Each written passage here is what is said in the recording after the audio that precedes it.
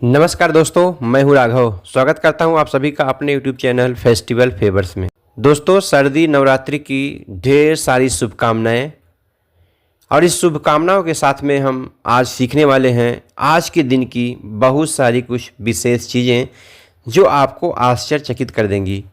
तो सबसे पहले हम जानने वाले हैं इतिहास में आज का दिन, यानी 1910 में वाराणसी में मदन मोहन मालवीय की अध्यक्षता में प्रथम अखिल भारतीय हिंदी सम्मेलन का आयोजन किया गया था। 1944 में द्वितीय विश्व युद्ध के दौरान होलोकॉस्ट में 800 जिप्सी बच्चों को मार डाला गया था। 1964 में टोक्यो में हुए ग्रीष्मकालीन ओलंपिक का पहली बार दूरदर्शन पर सीधा प्रदर्शन किया गया था। 1970 में फिजी एक छोटा सा देश है जिसको स्वतंत्रता मिली थी। 1954 में रेखा, जो एक हिंदी फिल्म की अभिनेत्री हैं, उनका जन्म हुआ था। 2011 में पद्म भूषण गज़ल सम्राट जगजीत सिंह का सोमवार के दिन मुंबई में लीलावती अस्पताल में निधन हो गया था आज के ही दिन। 2022 में माननीय श्री मुलायम सिंह यादव, जो एक राजनेता, उत्तर प्रदेश के पूर्व मुख्यमंत्री तथा रक्षा मंत्री भी रह चुके हैं, उनका निधन हुआ था। इस तरीके से आज आपने जाना इतिहास में कुछ खास पल और कुछ खास लोगों के बारे में। अब हम देखते हैं त्यौहार और परंपराएं। 10 अक्टूबर को नवरात्रि की महाअष्टमी है। इस दिन माँ दुर्गा के 8वें स्वरूप महागौरी की पूजा की जाती है। इस दिन लक्ष्मी नारायण योग, सुकर्मा योग और पूर्वाषाढ़ नक्षत्र का शुभ संयोग बन रहा है। 10 अक्टूबर से जुड़ी कुछ खास बातें। इस दिन नवपत्रिका पूजा की जाएगी। ज्योतिष के मुताबिक इस साल सप्तमी और अष्टमी एक ही दिन 10 अक्टूबर को पड़ रही है। शास्त्रों में सप्तमी युक्त अष्टमी को निषेध माना गया है, इसीलिए महागौरी की पूजा और कन्या पूजन दोनों शुक्रवार 11 अक्टूबर को किए जाएंगे, क्योंकि इसी दिन महानवमी का कन्या पूजन और माँ सिद्धिदात्री की पूजा होगी। वैदिक पंचांग के अनुसार इस साल अष्टमी तिथि का आरंभ 10 अक्टूबर को दोपहर 12:31 से हो रहा है, जिसका समापन 11 अक्टूबर को दोपहर 12:06 पर समाप्त होगा। बात करते हैं महान व्यक्तियों का परिचय। तो महान व्यक्तियों में आज हम जिस व्यक्ति की व्याख्या आपके बीच में करने जा रहे हैं वो कोई साधारण इंसान नहीं है। वो जीरो से हीरो, फर्श से अर्श तक पहुंचने का सफ़र कैसे पूरा किए, उनके बारे में आप जानिए। वो है मुलायम सिंह यादव, एक प्रमुख भारतीय राजनेता जिन्होंने उत्तर प्रदेश के मुख्यमंत्री और भारत के रक्षा मंत्री के रूप में कार्य किया है। उनका जन्म 22 नवंबर 1939 को उत्तर प्रदेश के इटावा जिले के सैफई गांव में हुआ था। उनका व्यक्तिगत जीवन अगर हम बताएं तो मुलायम सिंह यादव का जन्म एक किसान परिवार में हुआ था। उनके पिता सुगर सिंह उन्हें पहलवान बनाना चाहते थे, लेकिन मुलायम सिंह ने राजनीति में अपना करियर बनाने का फैसला किया। उन्होंने आगरा विश्वविद्यालय से राजनीतिक विज्ञान में स्नातकोत्तर की उपाधि प्राप्त की और बाद में एक कॉलेज में प्रवक्ता के रूप में भी कार्य किया।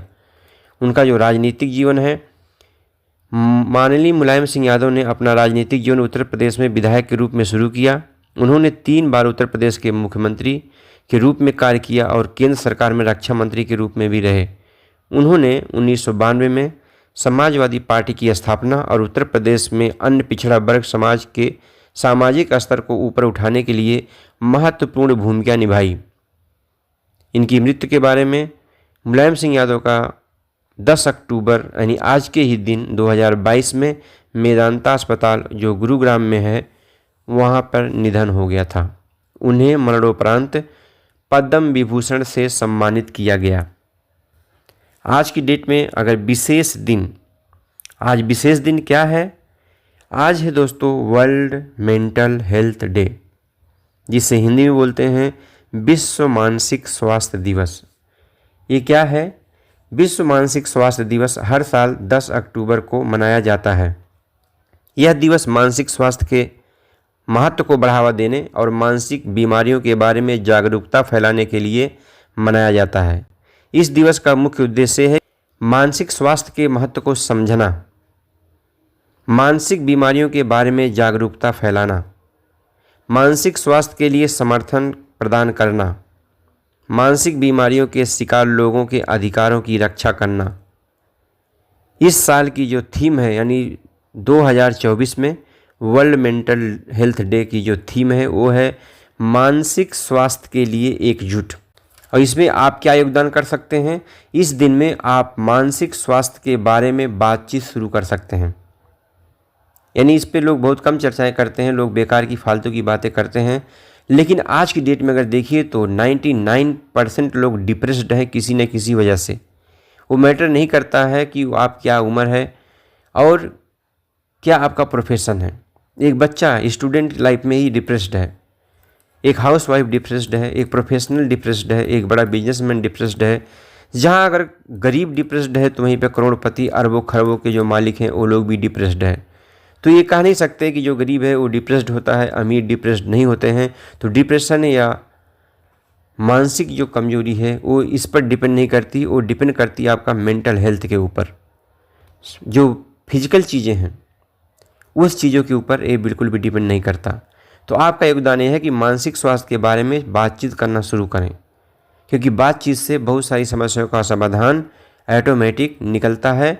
और मानसिक बीमारियों के शिकार लोगों का समर्थन करें।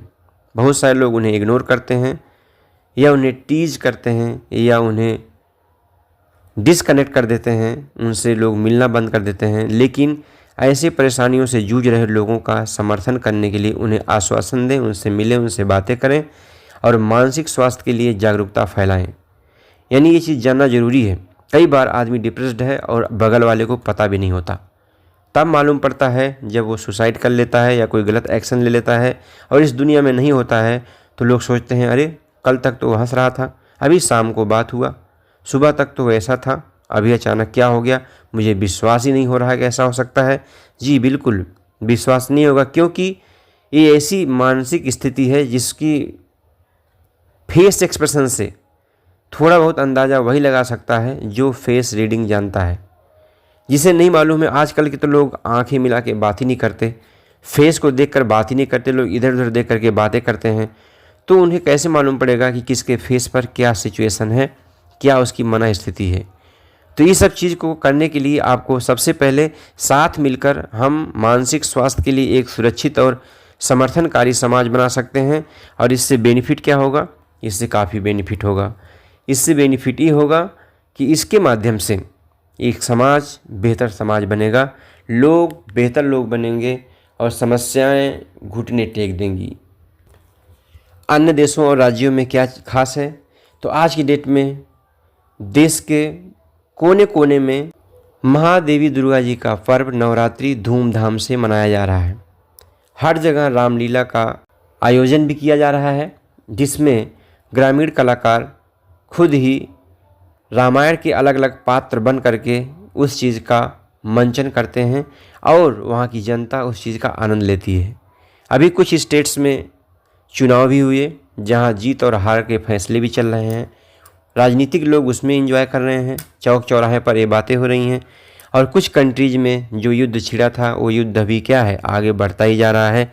इस तरीके से आज के दिन अन्य देशों में और अन्य राज्यों में कुछ इसी तरह से हो रहा है। बात करते हैं क्विज और प्रतियोगिताओं के बारे में। तो आज की जो क्विज है बहुत सिंपल है और क्विज ये है कि माननीय मुलायम सिंह यादव किस राज्य से थे। बात करते हैं आज के दिन की विशेष टिप्स के बारे में। तो आज की जो टिप है वो बहुत सिंपल है, वो रिलेटेड है फाइनेंस से। वित्तीय टिप में आपको बताना चाहेंगे कि निवेश करने से पहले अपने वित्तीय लक्ष्यों को निर्धारित करें।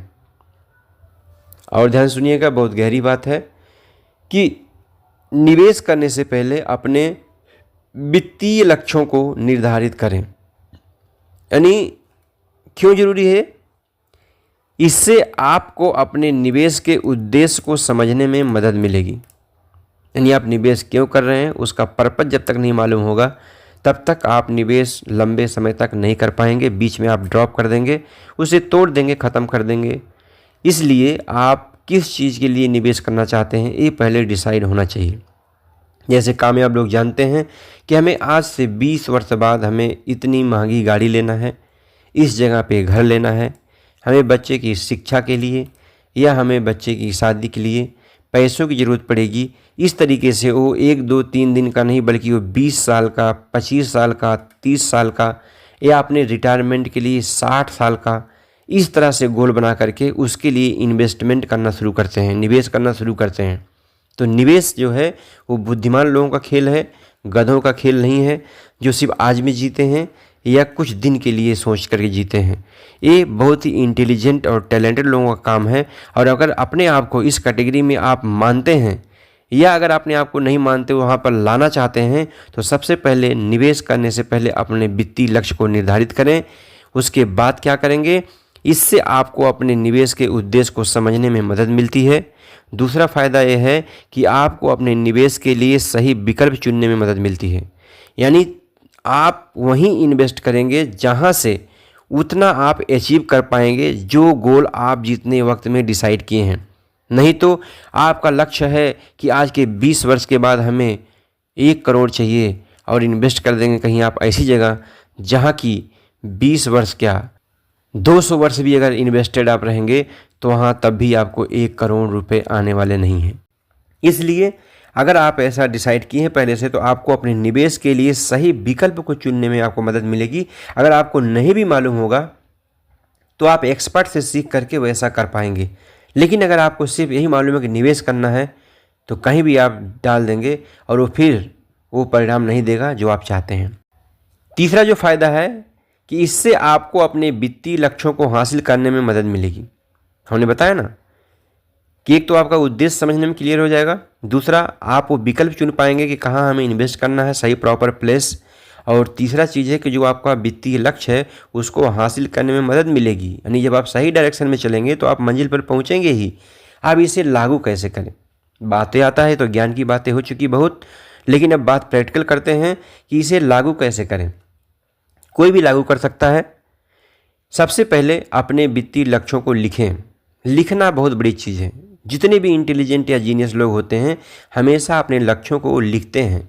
मन में सोचने से काम नहीं चलता, तो सबसे पहले आपको लिखना पड़ेगा, क्योंकि लिखी हुई चीज़ें परमानेंट हो जाती हैं और सबकॉन्शियस माइंड में परमानेंट फीड हो जाती हैं।